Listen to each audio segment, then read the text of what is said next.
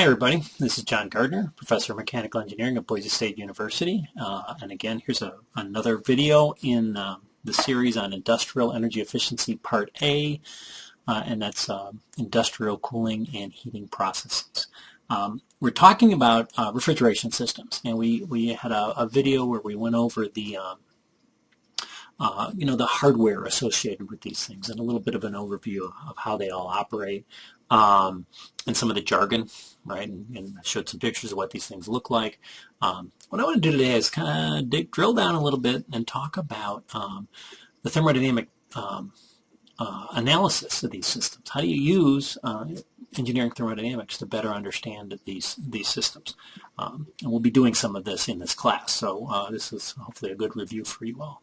Again, I'm assuming that you've had thermodynamics. I'm assuming that you've now used the work in the first couple weeks of this class, particularly that quiz and this discussion of the quiz to kind of dust it all off. So here we are, industrial chilling systems, and let's just get started. And I always do this. I always have the cursor in the wrong spot.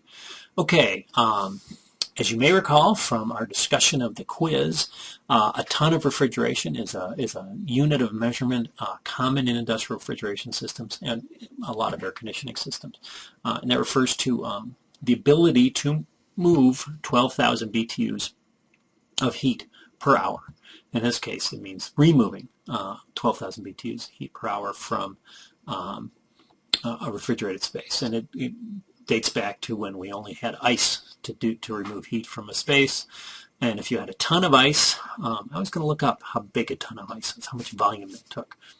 Why don't one of you do that for me? Go ahead and find out what the density of ice is and see what a ton looks like. And by the way, that's a British ton. That's 2,000 pounds force, 10 pounds mass. But if you had a ton of ice and you let it melt over a 24-hour period, that's how much heat it will remove through the melting process, 12,000 BTUs per hour of that time. But, as we pointed out in the quiz, cooling tower capacity is also rated in tons. And, a 100-ton chiller system would need a 100-ton cooling tower, but it's rejecting more heat than that 100 tons because, than the 12,000 BTU, because it also has to reject the heat the compressor puts into the system. Okay, this is the core of this is the vapor compression cycle. We talked a little bit about this in the discussion following the quiz, but there's a couple really fundamental physical phenomena that are really the basis of this. And one of them is that as a substance like water or ammonia or these interesting refrigerant systems, as they change phase, in this case almost always from liquid to vapor, they'll do that at a very specific temperature, but that temperature depends on the pressure. And at lower pressures, it's lower temperatures it takes to cause that phase transition to happen. And then during that phase transition, evaporation or condensation, substances absorb or release significant amount of energy with no change in temperature. Okay, this is very unique, and we're used to it because you remember this from like high school physics, right? We talked about that, but it's really an important property for this. It's called the latent heat.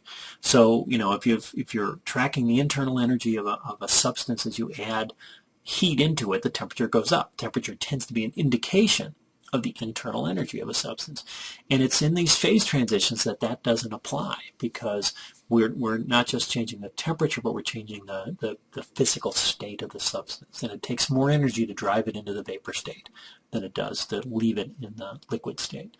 And so there's a period where we're moving a lot of energy in and out of that substance without changing its temperature. That's an important property as well. Well, and that gets us to the TS diagram, the temperature entropy diagram. And so here I show a very typical one. Again, as a reminder, this is called the saturation dome of a TS diagram.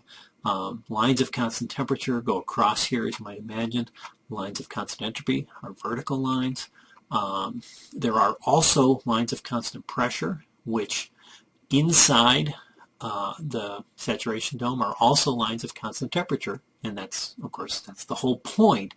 That's a fundamental property of saturation, is that temperature and pressure are linked together and will stay together throughout anywhere inside the dome.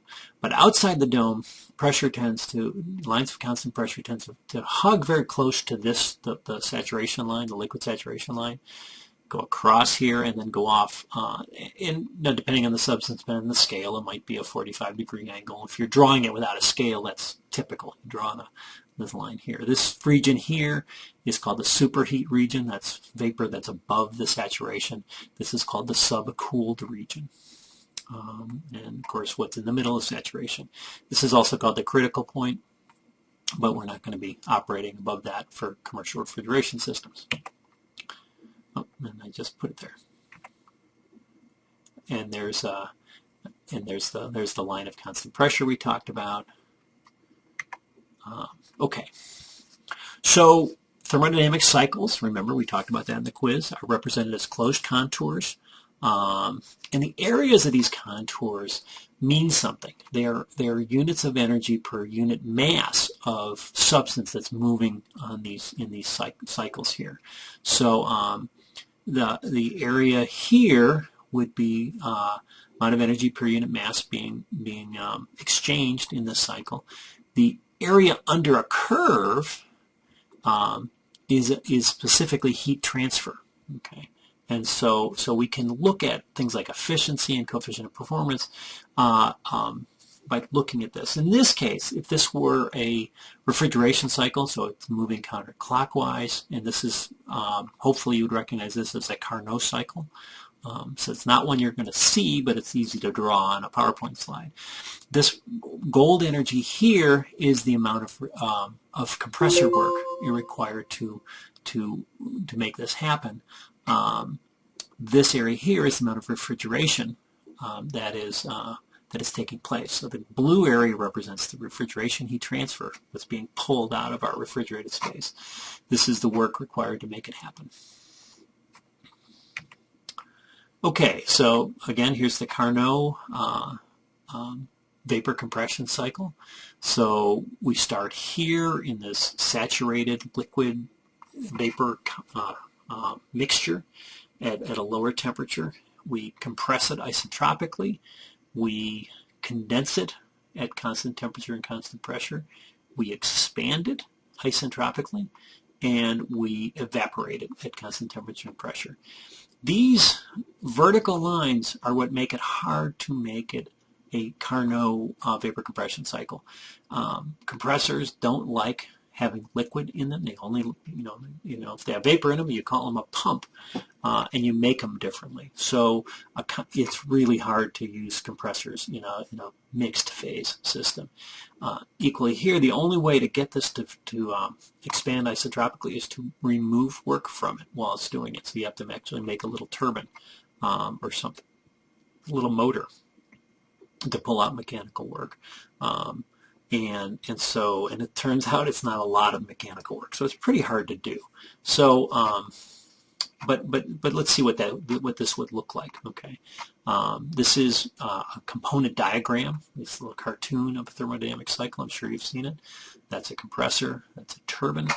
And so again, here's one. We isotropically we add work into the system, isotropically move it into a saturated gas. We condense it through from 2 to 3. That's where the condenser is, from 2 to 3. That red line is heat leaving the system, being rejected into the environment. Then we let it expand. Remember, it's still vapor. I'm sorry, it's not. It goes from pure vapor to a pure liquid, saturated liquid. We let that liquid expand through a turbine, and this is kind of a theoretical turbine. It's pretty hard to make something that's going to let liquid enter it, expand and boil as it's moving through, and then move in. And what's leaving is this saturated mixture of liquid and vapor, and goes through the evaporator and continues to evaporate. So the heat absorbed through our refrigerator is this area here, surrounded by these squares. The heat rejected is the big area. and the net work required, in other words, the WCN minus W2T out is what's going on here. This scale, as I'm looking at this, is probably not very good. Typically, the net work is smaller than the refrigeration area. In fact, it's smaller by a factor of 2 or 3. So it's not the scale was easy to draw, but as I look at this in retrospect, I'm thinking it's probably not what you're likely to see in any kind of real system. Okay, so let's keep on with this idealization of Carnot. And when you talk about a refrigeration system, and I just kind of alluded to this in when I had the last slide up, efficiency means something different. And in fact, I'm not even going to call it efficiency, we're going to call it coefficient of performance. Remember, efficiency is usually a ratio of the useful work you get out to the useful work, the amount of work you put into it. You always get less work out than you put in, and so you get efficiency. You're used to the idea that efficiency is less than 1 or less than 100%. Here, the utility we're talking about is the heat transfer in the lower part, right? The Q evaporation. And what you're putting in is the compressor work, right? The net work going in. But it turns out that because you're rejecting all that heat in the top, it's no violation of thermodynamics to have the compressor work be considerably less than the useful heat transfer that you're getting out of that Q evaporation. So you get a ratio, when we're calling this beta or coefficient of performance, that's actually less than 1.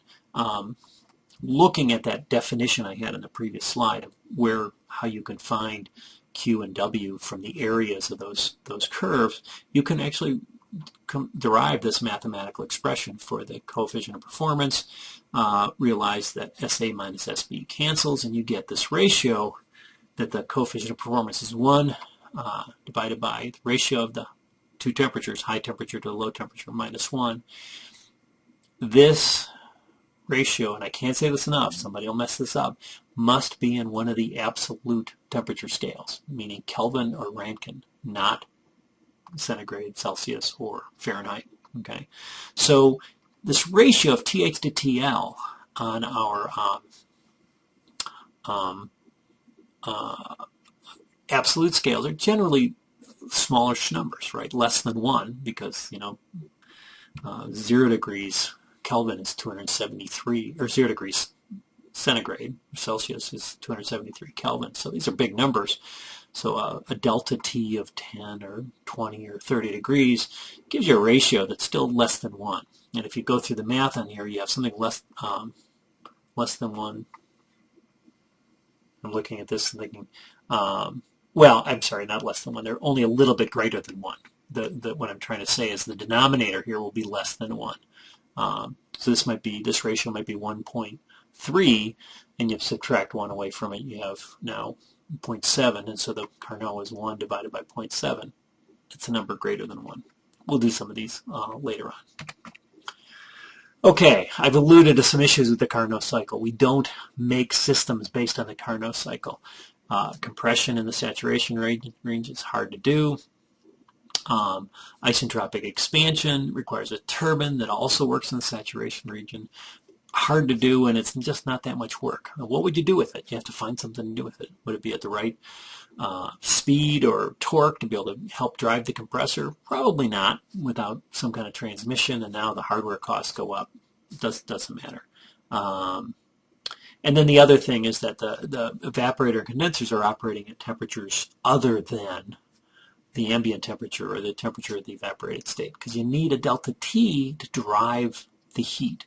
In other words, if you want the inside of your refrigerator to be 40 degrees Fahrenheit, the evaporator that's doing that needs to be at a lower temperature. It needs to be 30, because you need a delta T to drive the heat from your jug of milk into that air and then into the evaporator coils. If you're rejecting that heat into a conditioned space at 70 degrees, the condenser coils on the back or the bottom of your refrigerator have to be higher than that. They're probably 80 or 90 degrees to drive that heat into your environment. Okay, so we get into, we're going to leave the Carnot behind and talk about an ideal vapor compression cycle. So Carnot is an ideal cycle. The vapor compression cycle we're talking about is closer to what we actually do, but it's still idealized, and we'll see what I'm talking about in a second. The compressor inlet is pure vapor, and we'll consider it saturated. Compression's isentropic. And the expander, the expansion doesn't take place through a turbine. It's not isentropic, but it goes through a nozzle, which means it's isenthalpic. In other words, it doesn't change enthalpy. Okay, and this is what it looks like. We saw this on the quiz. We have this compression now. Big chunk of the cycle is taking place over in the superheated vapor region. All the compression is done that way. So 2, the outlet of your compressor, is superheated vapor. So that's what goes into your condenser.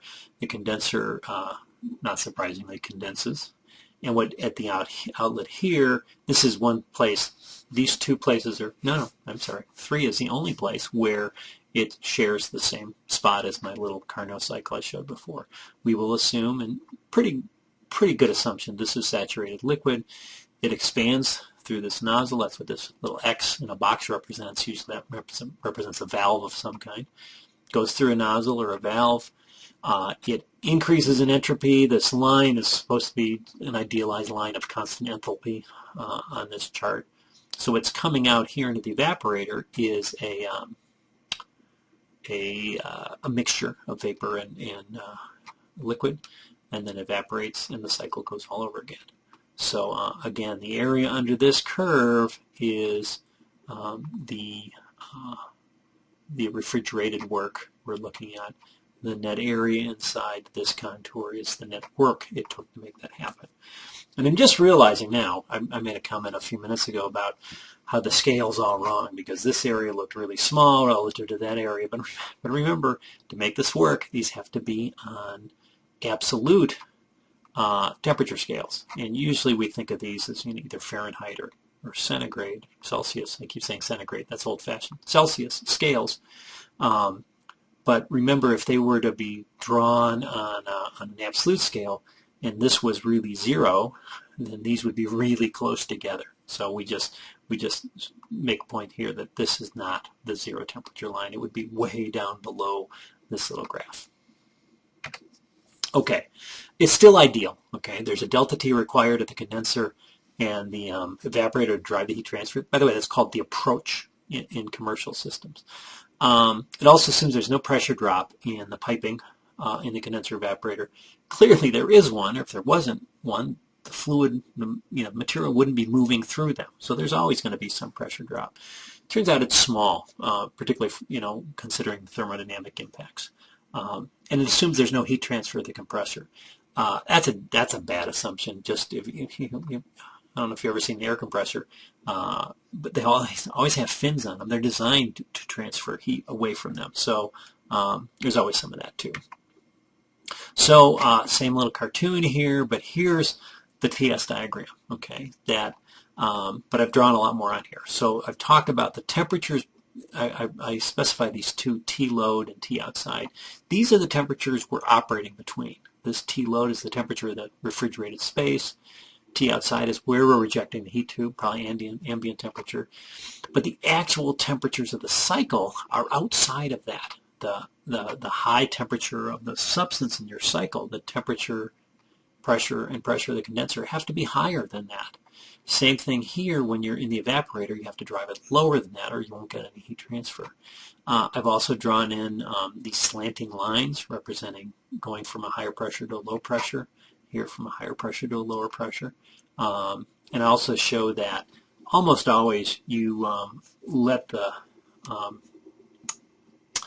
the evaporator go in such a way that it superheats the vapor coming out of here, or you find some way to make sure that you don't accidentally get any liquid into the input of your compressor, because that's not so good. Okay, so what I did was I went into the literature, just kind of Googled around and found a refrigeration unit This is, I think it's a window unit. I think I found it on like in Amazon or Walmart or something exotic like that. It's a GE unit. It puts in your window. The condenser's on the back side, rejecting the heat to the outside air to your backyard. The evaporator's on the inside.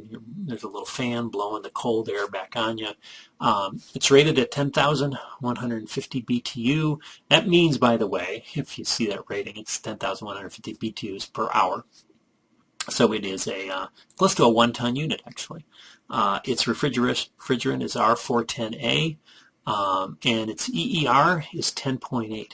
Okay, these are the kind of things you will see when you look at these things.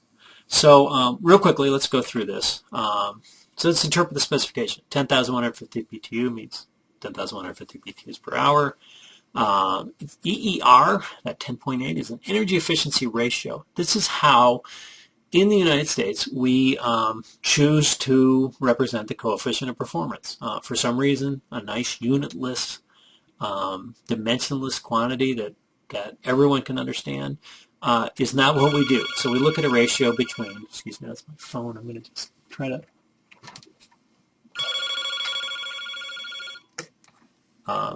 that's not what we're going to be able to do, so we look at a ratio of the amount of the BTUs moved per hour at to the rate at which the compressor uses electricity in watts. Okay, so it's BTU per watt, BTU per hour on the numerator, watts on the denominator. So just a long story short, 10.8 EER transfers to 3.16 COP.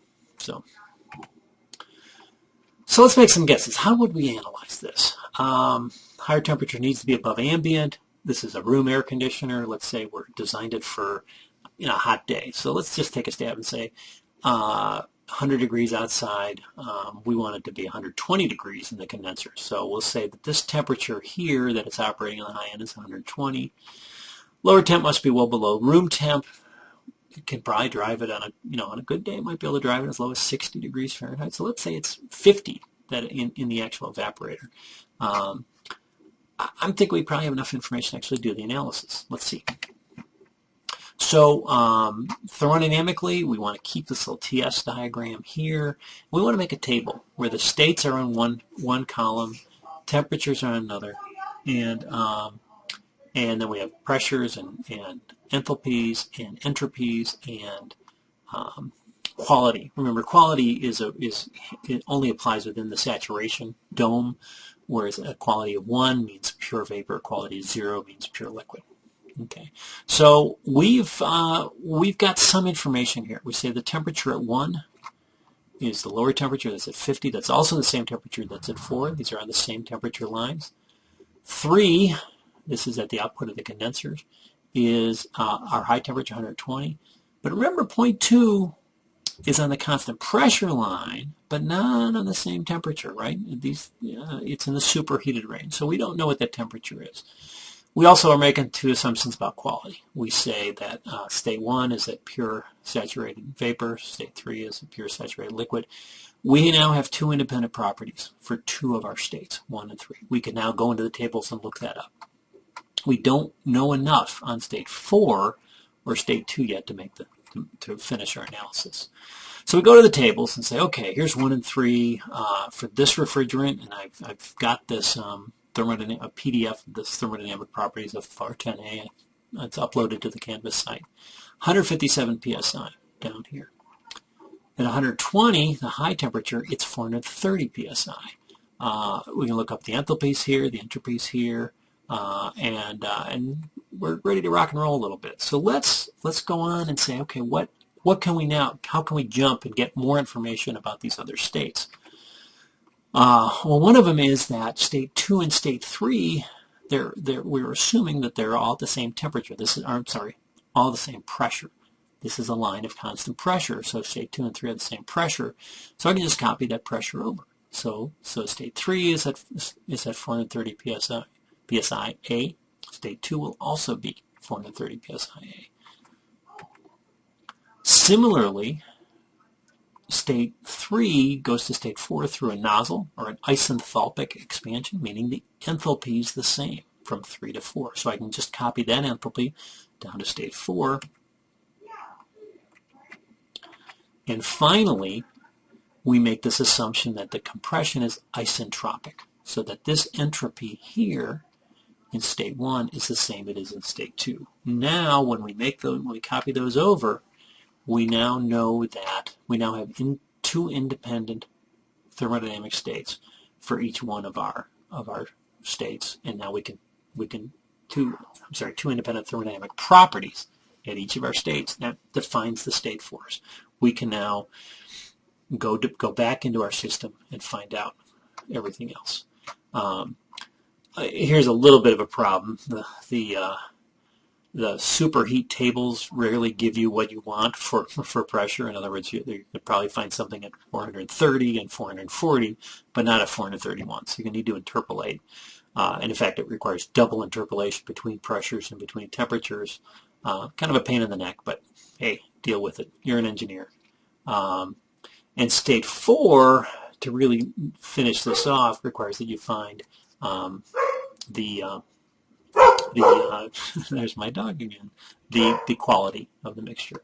I won't go into the details of this. It's already too long of a video. Hang on a second. You know what? We're gonna wrap this up right now. I'm gonna come back and do part 2 in a second. So thanks.